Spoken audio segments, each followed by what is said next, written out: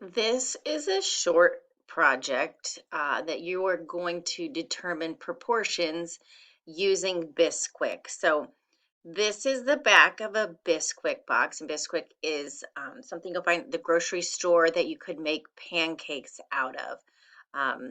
There's other recipes on it, and I've used Bisquick before. It probably is in my pantry right now, but it's at the grocery store and it's a mix that shows you how to make pancakes. So I'm going to describe the project. And this is the first page. I'm just going to read it to you. Use the Bisquick recipe ratio table to construct a graph showing the relationship between the cups of mix and the cups of milk.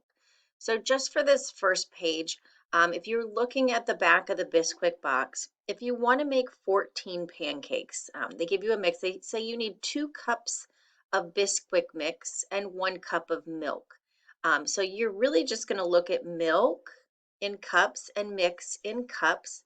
And so this would be one of your data points. If I was going to make 14 pancakes, I would need 2 cups of milk and 1 cup of, oops, sorry, 1 cup of mix, 2 cups of milk, and you're going to put a data point, it would be right here. All right, so 2 cups of mix, 1 cup of milk would be a data point. What I would want you to do is create a ratio or create a straight line. So what would be another, this also tells you 155 pancakes is the whole box, and you would need 3 quarts of milk. That's too big. Our graph only goes up to mix up to 10 cups. So what I want you to do is scale this up. So how many cups of milk, let's double it. If I had 4 cups of milk, I would need, sorry, 4 cups of mix.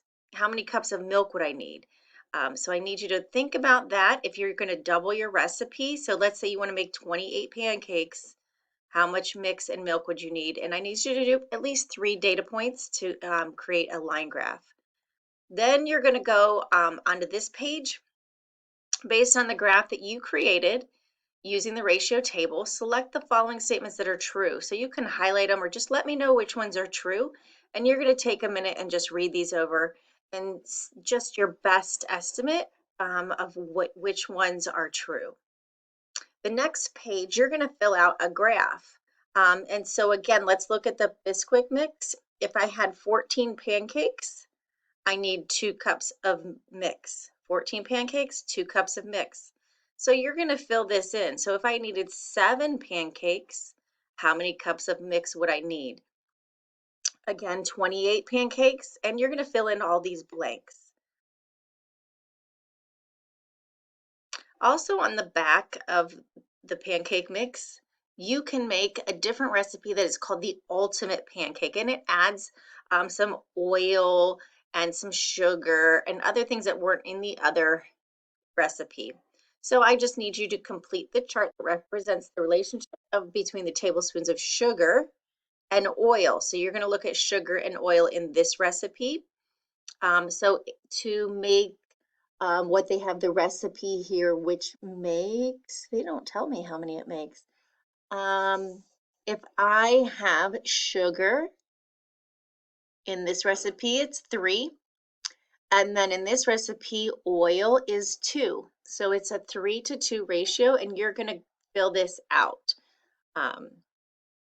The next one, you're going to select each table and graph that represents the same relationship between the tablespoons of sugar and the tablespoons of vegetable oil in the recipe.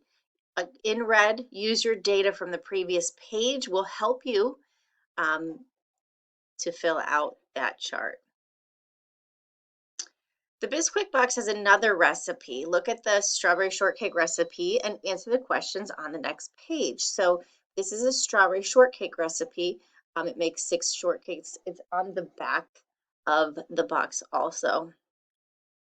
And you're going to go ahead and select each table, description, and graph that represents the relationship shown on the recipe. So again, you're going to look at to make how many shortcakes. You're going to fill in the blank here. Marlene will need 8 cups of strawberries. So if she's making strawberry shortcake, how many will she make if she has 8 cups of strawberries?